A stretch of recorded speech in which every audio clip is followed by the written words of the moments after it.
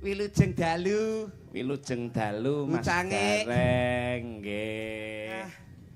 Mboten nyono mboten ngipi. Nggih. Kula angsal dobelan gawe. Milane kok dobelan gawe? Ndek wau ngemse campur sari. Wah. Ngerangkep. Ngerangkep gawe bayarane siji kok ya. Ya ngalah barokah niku ngoten niku Mas Injih. Gareng. Sepi ing pamrih rame ing gawe. Injih kula nggih mutunipun nggih ngaten niku. Lah nggih. Ning nggih kula wau jan ketiwasan. Ketiwasane pripun? Kula kan tongok-tongok teng mriku. Ah, Ponakane Pak Bandi Pak Bandi. badhe mlebet niku. Waduh. Mecicil ros kula niku. Ngerti sampean mecicil? Wah nek demit. Demit piye gareng, Nduk. Ah. Akhire bocah wi mboten sida mlebu. Terus? Nyeluk buane. Kon nggawa pentung. Heeh. Dikira kula memedi. Jen bangeten tenan. Nggih nderek syukur nggih. Dek syukur. Nggih ndedonga. Nggih, Anggenipun kagungan hajat panjenenganipun Bapak Subandi. Haji Subandi. Wonten ing kalenggan dalu punika kagungan hajat Boyong Mukti. Sirat Mojo temanten kekalih. Lihat mojo temanten kekalih. Nggih. Subandi. Subandi. Nah, coba su. Gak semayanan oleh. Ning ora dadi ngopo nggih sak Suka menolong. nggih. Sugih bener wedi ing kanistan. Lah. Katitik punika dados kepala desa. Ngene iki ya golek-golek. Wis pokoke dadi. Tapet-tapete golek Seniman. cicilan mekar kok. Seniman ki kudu otomatis. Otomatis. Lho. Otomatis. Nah, Su, wau napa? nggih kala wau sampun. Ban. Ban punika bandanipun kathah. Katitik punika sampun damelno griya. Putranipun putrinipun ingkang Ngelenggahi tembung ghairunas anfa'uhum lina sebaik-baik manungsa itu yang memberikan manfaat kepada yang lain. Nggih, Termasuk duwe gawe nanggap wayang iki sing entuk manfaat ora ming keluarga dalem ning kelebu penonton melu terhibur. Injih. Bakul-bakul melu ketuku dagangane, Nggih, saestu. kanca-kanca seni melu nyambut gawe, Mas. Injih. Lah niku mungkin nekake keberkahan mergo dongane wong 40 kuwi mesti ijabah dipadha karo dongane wali siji. Kamangka sing teka sing rawuh mirsani wayang punjul sanga wong 40. Wah, jan iki. Mula ibarate wong kuwi sedekah ora saya lekoh ning saya kebak saya bakoh. Ning kula winginane kula sedekah niku mboten beneran kok. Lho pripun? Lah terusipun sebagian harta punika kedah dipun dipun bagi kalih tiyang lintu. Terus? Lah tangga kula kan wonten rondo to Pak ceritane niku. Terus? Umure rondo niku 35. Niku duwe anak setunggal. Lah kula niku 35 wis dadi rondo. sampun. Lah kula kan nggih ternyoh. Akhiripun kula badhe tanggapan ngenten iki bayaran kula sukakno danten mriku. Nggih. Bareng ngono aku wis diunek-unekke bojoku. Jerene iki duwe ada maksud tersembunyi. Padahal nggih niate alhamdulillah tulus. Lah sampean rondo sing dipilih sing nom. Lah sing Mbok yo sing tuwa-tuwa Sing lek tuwa arepe nggih. dum-dum kuwi. Lah sing tuwa ge apa? Eh? Yo nek sing tuwa kan wis di anak-anake wis gedhe Lho, lek ngopeni wong tuwa. sing tuwa ki malah seret kok. Kok iso Mas? Angger mau lebokne sak jarik-jarike. Ya boset ra karuan yo. Omongane glani basa ngguri kok megelne ati. Ingkang pungkasan. Dina niki kagungan hajat Boyong Mukti Sirat Mojo temanten kekalih. Mugi anggenipun kagungan hajat kalis ing rubedane resambikala ora lokak ning tambah kebak. Ora nyandung-nyandung kala ning nyandung rejeki. Nyunding ora hayu nggih amin ya rabbal alamin. Menika donga menika kedah sae. Contonipun panjenenganipun Bapak Subandi menika satunggaling piantun ingkang sampun nyukseskan program pemerintah Dua Anak Cukup. Oh namung kalih putranipun Nggih. nggih. Oh iya. Menika ingkang bajeng menika mijil kakung, lajeng ingkang nggih, kakung ingkang nomor kalih mijil putri. Oh inggih alhamdulillah. Kualik. Walik. Oh nggih.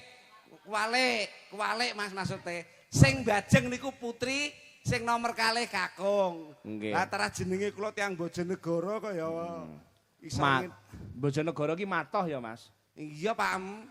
Omongane nganggo Pak Em, Mbok Em. Ndasem dhewe ngono asem iki. Tak rungok-rungokne megelne ati padha gondronge, Mas. Heeh, nggih. Nur kaceke siji tok niku lho. Apa? Upama menang jenengan dhuwure. Dhuwure gedene menang aku. Nggih, atose ya mesti menang aku. Nek atose atos kula, Mas. Masa? Ah kula kuru kok. Ora mesti kurui biasane mek kulit tok. Mas, pangapunten.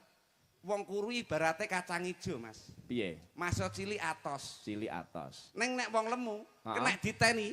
Tan saya lemu, tan saya cilik ya empuk. Lho jare sapa? Iya. Cilik nek atos? Ora ngarah. Apa meneh ya. Nah niki teng dalempun Bapak Subandi nggih. Sampun kula artosaken. Menika Pak Bandi menika sampun nyuksesaken program pemerintah Dua Anak Cukup. Besanipun saking pundi Mas Gareng? Sinten? Besanipun Pak Bandi. Menika saking wewengkon dusun Sekartoyo. Kota pundi Pasuruan nggih? Oh mboten.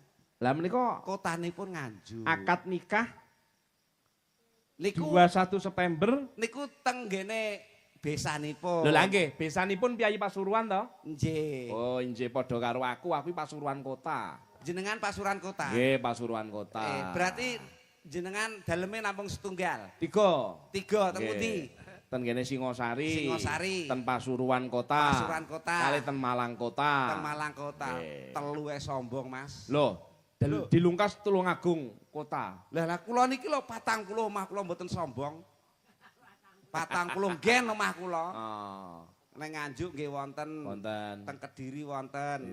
Teng Bojonegoro wonten, Madiun wonten, Ngawi wonten. Omahmu dhewe? Mboten. Lah, ngontrak, Mas. Oh, kontrak. Atase garing omahe goro-goro nggih ngedek menapa. Alhamdulillah nika Bapak Subandi joglone gedhi-gedhi. Menika nek mboten klentu ukurane 2 dosa mestinipun. 2 dosa. Inggih ning wonten sayange. Sayange? Omah gedhe-gedhe radi gedheke ya, Mas. Pancen dinggo anu kok dinggo paseban ketawisipun dinggo nampa tamu nggo gayeng-gayengan. Ning kula nggih entane keraton, Mas. Inggih ning kula mboten sombong, Mas. Piye? Niku Pak Bandi omahe gedhe ning mboten saged napa niku gedhe iki sokone namung sekawan. Omah kula niku lho senajan gareng sokone wonten 40 omah kula. 40 saka. 40 saka. Gareng kok. Nggih cagak niku lho Mas, saka niku cagak 40 cagak. Ngertos nggih. Nggih. Wah, nek Pak Lurah niki mun kula ungkuli kok. Lek Pak Lurah mriki sakane 20-an. Nggih. Lek ngen sampean? Mboten sombong Mas, nggih kula niku namung kalih 18-an. Ning nggih niku cagake cacahe wonten 40. 40. Kok akeh men? Carane yo Mas. Piye? Gawe akal. Angger doyong tak kei cagak neh. Angger doyong tak kei cagak neh. Kantos saiki meyek lho Mas. Iya. Nah niki omarepe rubuk pamer-pamerke. Nah senajan ora duwe nek sombong. Sombong kuwi mesti kok ya. Ning sombong. Senajan garing ning kan garang kok Mas. Wong lanang. Cak gareng. Dalem. Iki ana Mbak Monika. Mbak Monika. Mbak Monika diaturi jumeneng nyanyi karo sampean lagune Lintang Asmara mesti gawe. Nggih. Mbak Monika ingkang pundi nggih? Mbak Monika ngaceng. Ngacung. Ngacung. Ayo nduk ngaceng. Ngacung. Oh iki dalange iki lho marahi kok. Ora wong padha wae kan. Ming sing beda tangan karo liyane tangan. Apik nget. Apik banget. Nggih. Luar biasa penontonnya nggih. Alhamdulillah kathah nyimak kok Mas penonton Nganjuk itu luar biasa hebat. Pancen nyatresno tenan karo kebudayaan kuno wayang kulit. Nggih. Nek jenenge Nganjuk menika kota budaya. Kota budaya. Dalange mawon wonten wah kathah sanget. Nalika pas wonten adicara kados sedekah bumi mesti wayangan. Jelas wayangan sedanten nggih tanggapan. Pejabatnya nggih seneng nanggap wayang. Nggih tenan. Aku biyen duwe dalang ning kene duwe kanca dalang naminipun Mas Joko Halilintar. Joko Halilintar almarhum sampunan. Nggih. Joko sinten? Lah nggih halilintar sami mawon to. Nggih. Almarhum sampun Nggih. nggih kanca dalang rumiyin. Wah, jalan kondang riyen. Jalan kondang rumiyin. Mbak Lucy, ambek jumeneng sepot Mas. Iya Mas.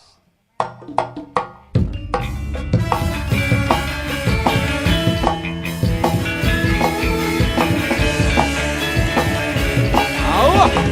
Orak.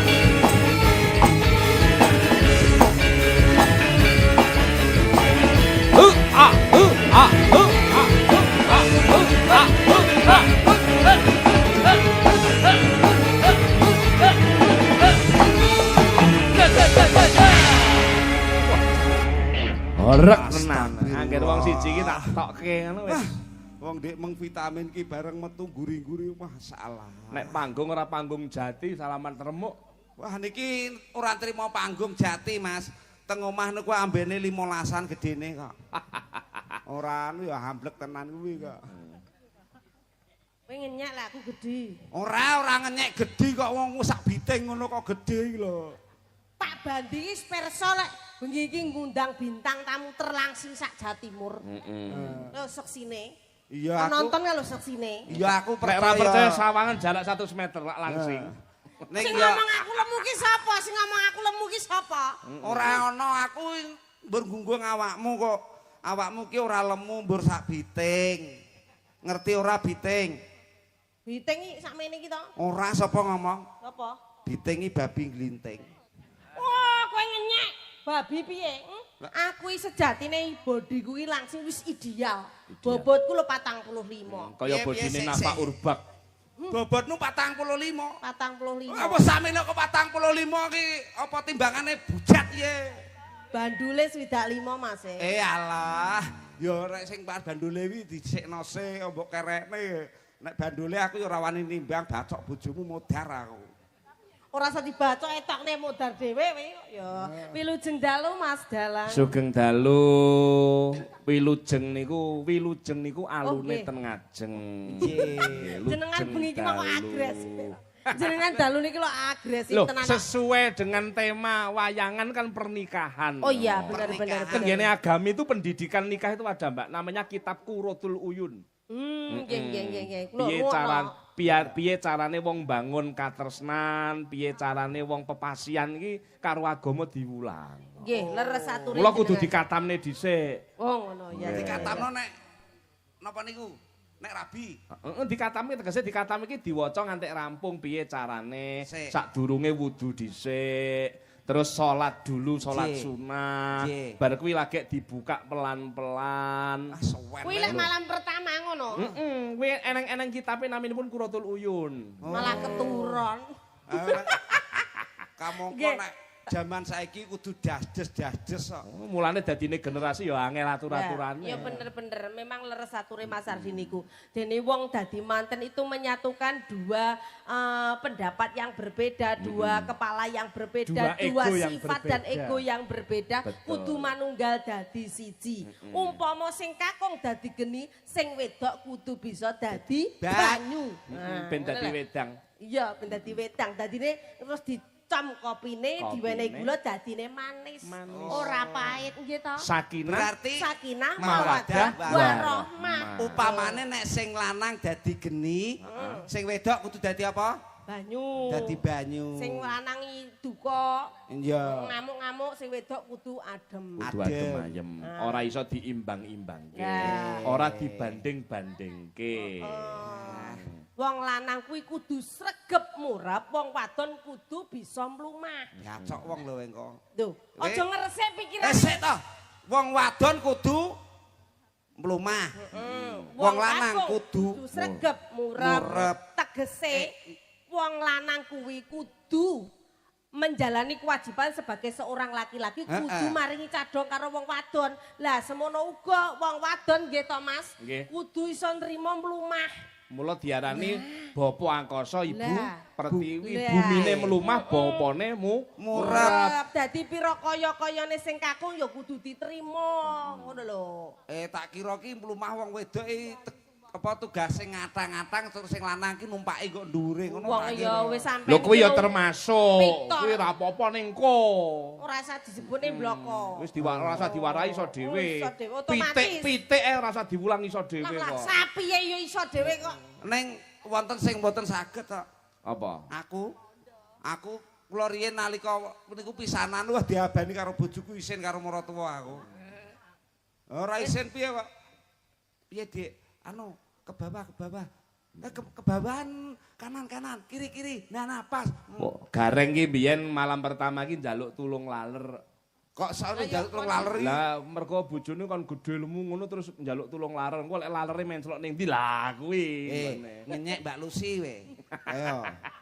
Nek Lucy iki dirubung laler. Sekarang tidak ada perempuan yang dirubung laler. Sinden ki perawatan kabeh Mas. Makane bodine api-api. Aku masuk gedhe tek ora enek laler mencok. Piye bendina? Alah. Apa? Kowe gak ero. Abape sinden le metu mutiara. Telek. Loh piye? Kuwi nek sinden sing nom-nom, lek sing model ngene iki abape ya ora karuan kuwi kok. Kowe gak ngerti. Beda bojone gareng. Beda. Ambune batang. Coro no. Lecok. Coro.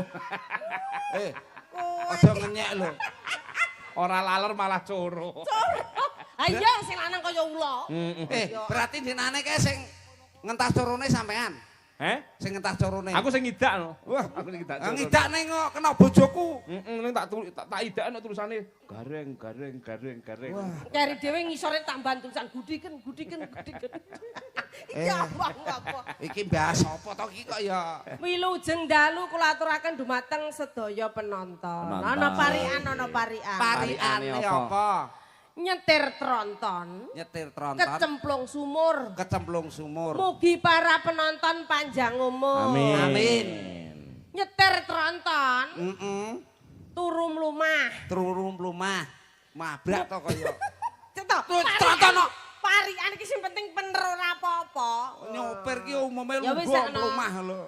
Nyopir tronton. Ditubruk burine ya sing burine matane PC ora ro nabrak iki ngarepe. Mugi para penonton kathah rezekine. Amin. Iki Pak Bandi. Yo, parik ana genten nggih Pak Bandi apa yo?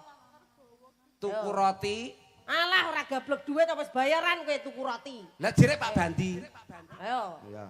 Tiboki. Tuku sapi. Alah wong rene bayarane wis men kok iso. Tuku sapi dhekmu kok ngendi? Bayar tak rupane ciut kaya ngono kuwi. Nyugokno geni. Alah kobong dasmu. Dasmu dhewe. Parikan yo nyok asem iki kok. Parikan. Iya parikan ndak nyugokne geni, kobong rambute. Lho aku kok mentenokno kono to. Gundul lah. Brundul. Sangi tambune. Nyugokno geni. Ya. Akeh kayune. Bapak Bandi kathah rezekine. Amin. Aku yo duwe. Terus masa karo ngono tok? Yo aku yo kagungane penonton ki yo duwe parikan. Iki kan wonten ing wewengkon Lo Ceret. Tepatipun wewengkon Sekartoyo. Nah. Aku wis tak bedhek parikane. Apa? Lo Ceret 2 meter. Ora kuwi. Welek iku. Ora iki apik tenan iki rungokno. Sini lho piyai kene iki piyai alus. Yo sing kok tutur bahasane apik. Sasi. Lah jenengmu sapa? Lucy. Ha. Lah turane kaya Yosi. Ya lu aja Lucy. Alus ki nek alus kaya ngene kok alus kate gronjal. Bar muni sing ngerti 12 nek. Wah. Kari dhewe Si Ayo. Numpak dokar nang isor. Iya, numpak dokar pas Numpak dokar nang isor greng. Ya dokar apa lho isor greng ki kok ya. Oh ya. Lah jarane degar macal sirahe lah. Oh iya ya. Parikan ora. Kanggo wong sakmene mbane. Ya. Engke numpak tronton ya awakmu? Numpak tronton. Numpak becak pi ora enek becake, ora enek dalane. Numpak sapi. Nah, numpak sapi. Disambi. Ngunjuk kopi. Endi kopine? Iya. Ra enek kok. Endi kopi? Iki kanggone penonton kabeh. Wis gak sadokar-dokaran. Andeng-andeng nang jero mata. Apa ketok? mata. Ora iso ngingeti kaya. Ya andeng-andeng jero mata. Wis kuwi ora parikan kuwi. Lah apa? Andeng-andeng ning dhuwur mata, ora iso nguwasi. Ning jero mata ya wis ta kok ora parikan kok. Lah aku timbang parikan mbok salahke terus. Mendingan aku ora parikan kok ya. Nuntun sapi. Nuntun sapi. Lah Iki nyapo lah mbok usek-usek mulane anu dikeki. Lah terus ke nuntun sapi. Nuntun sapi. Neng kula. Keslentrak rupane. Ya wis tatu. Iya. Pak Dalang wilujeng dalu niki didhawuhi napa wonten pamuritan napa? Panjenengan saking Ponorogo badhe caos panglipur dumateng para warga masyarakat Nganjuk wujudipun tetembangan Mbak Lucy. Siap. Yan paringi napa karyanipun Kang Mas Miri gambar menika lak nggih yasa karya-karya lagu kathah banget. Napa sing lagi viral menika? Manut mawon kula. Monggo panjenengan. Wau dalu sampun kula aturne. Heeh. Langgame memanek sampun. Memanek. Kok iso yaene iki lho bodho request griges. Iki ning gone kene iki lho mesti yoga request. Nek gak ngono malah mambungi ngene. Dangdut. Yoga request dangdut. Umumnya iki sing request kan penonton yogane sing request. Ya nggih. Nggih niki ditanjakne Mas Mari Rumiyin mboten napa-napa. Nggih. Pokok moncrot niki nyebut. Iki apa to iki kaya? Lek misalkan langgame Pak Sun nggih niku wau memanek. Memanek. Monggo kaya ngapa memanek saged. Ayo ora apa-apa iki rong. Memanek napa memanuk? Memanek. Manuk apa manuk ikanan. Tapi masa langsung congdut, mboten napa. Mboten napa-napa. Aku kok ya congdut, aku ya iso congdut aku. Iya. Aku bangsa sing cong-cong ya Duet kalau jenengan. Engko aku congdut engko. Oke, nggih karyane Pak Sun mawon nggih niki. Nggih, karyane Pak Sun yang ini slow kan. dulu, terus mengke radi hot. Nggih. Wis pokoke iki digawe seneng, Mbak. Oke, siap. Bubarke jam 7 ora apa-apa. Lah. Pangapunten wau Pak Lurah pun ngendikan. Pripun? Wayangan mengke dalu khusus ngene iki. Nggih. Mengke sak enteke solar. Santeke solar. Modar tenan. Santeke solare diesel maksudnya. Nggih.